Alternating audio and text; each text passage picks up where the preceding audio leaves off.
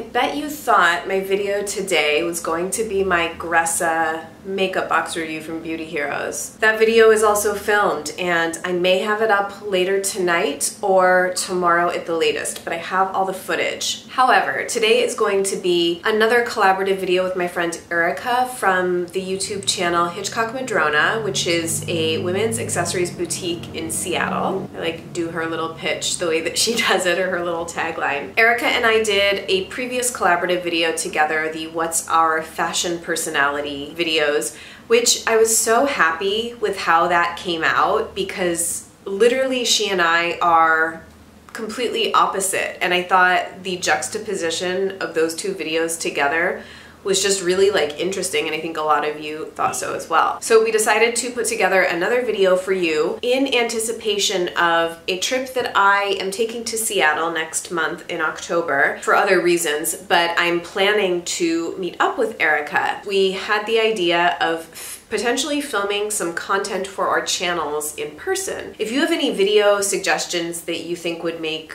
good content for us to sort of film together, please leave it in the comments. I guess my other quick comment before I get into the point of this video is, since I am going to be in Seattle, I would love any recommendations from any of you watching who live in Seattle or have lived in Seattle. Favorite cafes, favorite restaurants, favorite bakeries, any like must-see things in Seattle. I'm there for a long weekend basically, so I am a little bit limited, but I've already gotten recommendations for Gasworks Park, I think that's what it was called, and then someone else told me to go to the University of Washington to the Japanese garden there. It's supposed to be really nice. One last quick thing before I get into telling you my picks for the hidden gems of the YouTube online beauty community. Thank you so much to everyone that supports L'Amour La Musique on Patreon. It's only been up about a month and I've almost hit the second goal that I had set for Patreon, and once that goal gets hit, then I'm going to invest in a vlogging camera and start doing more vlogs on my channel. If you would like to help contribute to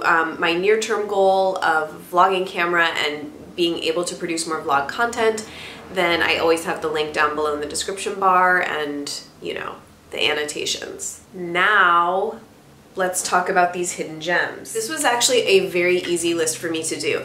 Erica and I settled on doing 5 beauty items and then like 2 non-beauty items, but to be honest, I could not think of any non-beauty items that either I have not gushed about incessantly or that I feel are truly like underappreciated or like hidden gems. So I have 7 beauty items and I hope that that's okay. I have 1 skincare item on my list, and it is the Arcona Eye Dew, which is a basically hyaluronic eye gel product. This is my 2nd or 3rd jar of this. I really feel like no one talks about Arcona on YouTube or in blogs. So when I'm saying I think a product is underappreciated, it basically just means I think that I never hear anyone talking about the brand or the product specifically. I first learned about this brand from one of my very good girlfriends in like 2006, or yeah, around there, 2005, 2006. We were really good friends in college and subsequently roommates for a year. She was using Arcona,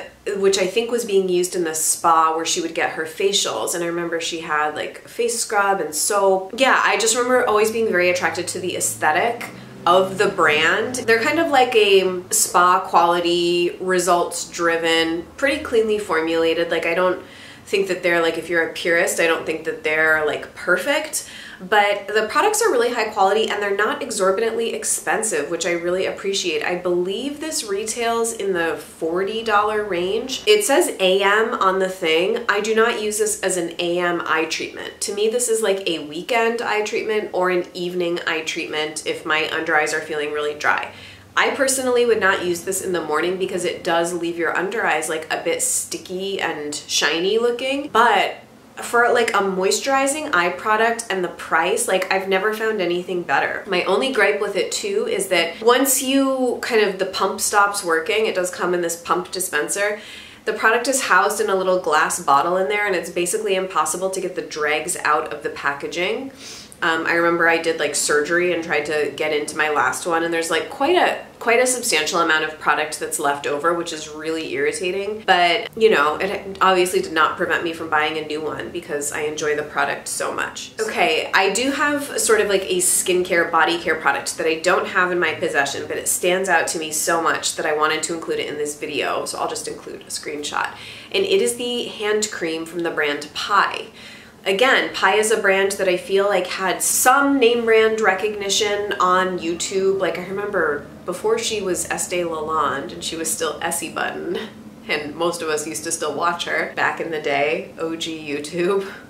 She used to use Pi, and this was like probably 2 or 3 years ago. I feel like Pi was sort of on the radar. Never heard anyone talk about their hand cream, and it is such a good hand cream. It's probably the best one I've ever found or tried.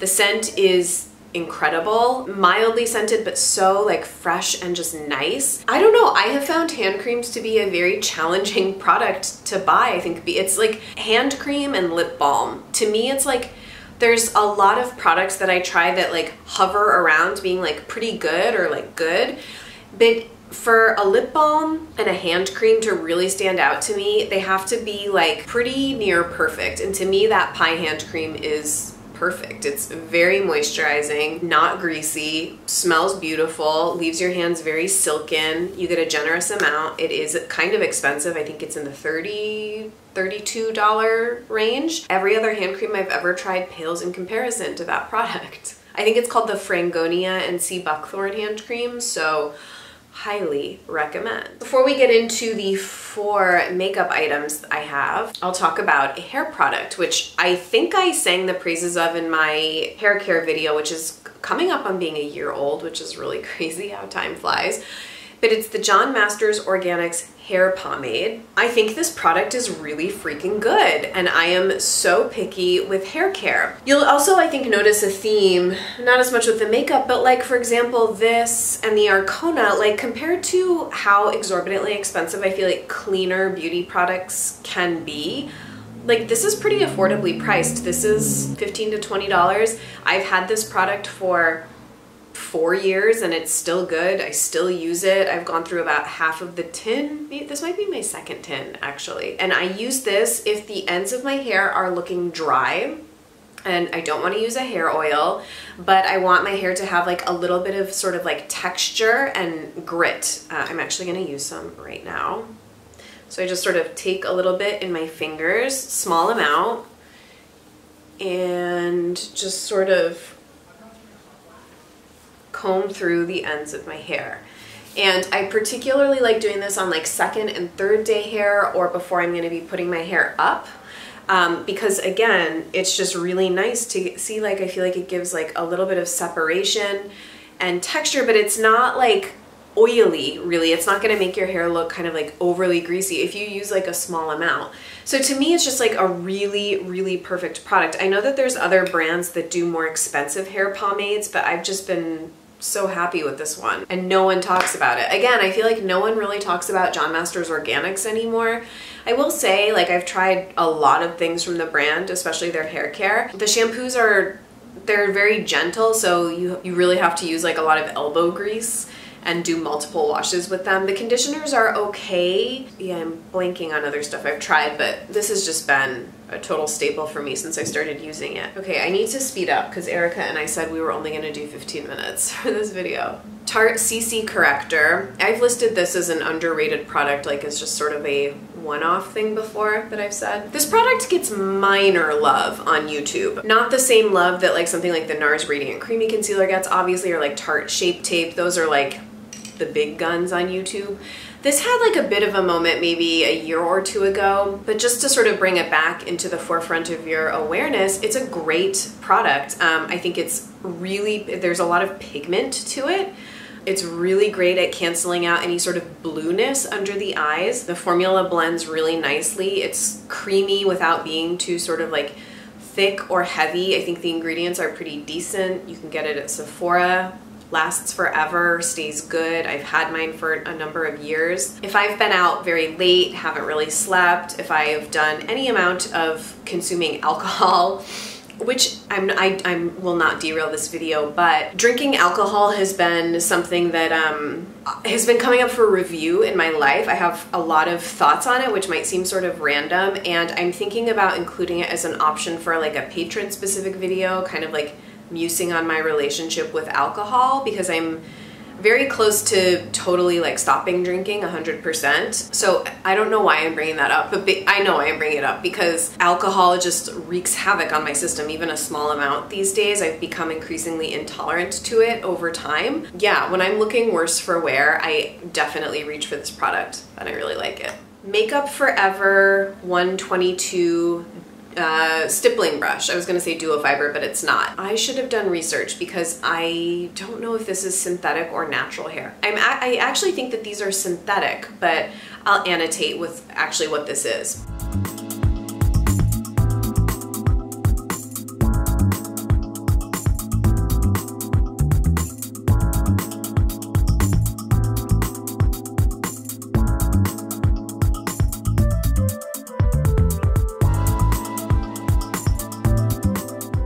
I needed a replacement for my MAC 187 or whatever that like popular duo fiber stippling brush is. I use this for pigmented powder products, particularly bronzer, like the Studio 78 bronzer. This is so much better than the MAC 187, like so much better. That brush sheds like crazy, it washes up horribly. This is so much better in so many ways, I can't even tell you. And no one really ever talks about Makeup Forever brushes, and I don't think that there's a lot of makeup brands that are doing kind of this style of stippling brush. It was sort of an investment. I think it was in the $40 to $50-ish range. Totally worth it. I use it very regularly and I've had it close to 2 years now and it's as beautiful as the day I bought it. So if that's any testament to Makeup Forever brushes in general, I would definitely be curious in more from them. This is the Trish McEvoy, what is the official name? I think it's called the Intense Gel Eyeliner Pencil. This is actually an empty product for me. I just finished it, or I tried to sharpen it and there's no more product in there now.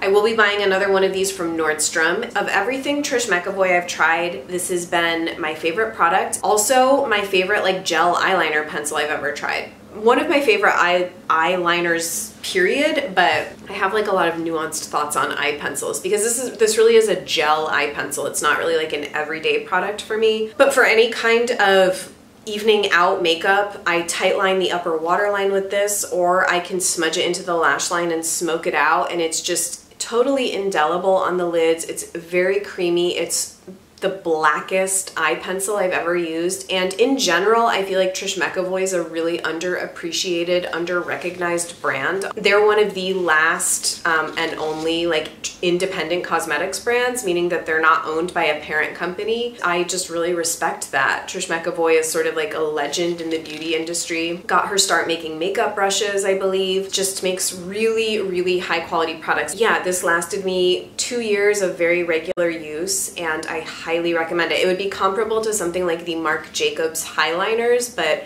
I have tried those and I think I had like a deluxe sample of one, and I just think this formula is so much better. Okay, last item, Jane Iredale lip pencils. Now, this is the only one I have and it's in the shade Berry, but you guys, I literally use this almost daily in the fall. It goes with so many fall, winter lip colors that I use. So there's the color that I like about this one, but also the formula. Now, I know sometimes within a brand, the same product with different colors, the formula can vary just because the pigments can change the formula of certain products. So like a lot of times you'll find that with lipsticks, like you'll take a sort of a milky pink in a brand and it'll perform one way, and then a really like dark oxblood color will perform differently because there's certain colors that are much more difficult to formulate. So I don't know if that is the case in lip liner formulation, so I can't speak to all of the Jane Iredale lip liners, but this one in particular I think is so good, and I do think that they're underappreciated online. Jane Iredale, I think that the brand gets a fair amount of love online, although it is, I feel like it sort of has this Avon Mary Kay vibe going on about it. I think they could do with like a little bit of a refresh makeover.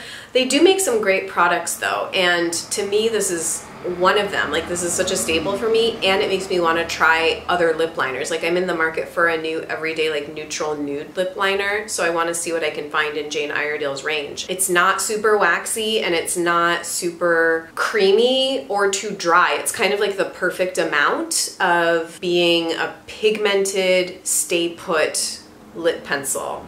It's on the drier end as opposed to like the creamier end. Not quite as creamy as MAC lip pencils, not nearly as creamy as Charlotte Tilbury lip pencils. Those are really like the extent of my experience. It's quite similar to something like the Red Apple lipstick lip pencils, but I actually like this formula better than the Red Apple lipstick lip liner formulas I've tried. I hope that you enjoyed this. These are just sort of my picks for hidden gems, underrepresented products that really stand out to me when I think of products that I rely on that I never really hear anybody talk about. So I would love to hear what you would pick for your sort of hidden gems. Leave me 1 or 2 suggestions in the comments, and please make sure that you go over and check out Erica's video and show her some love. Let me know in the comments what you'd like she and I to film together when we're together in person. I can't wait. I've wanted to go to Seattle since Real World Seattle in like the late 90s.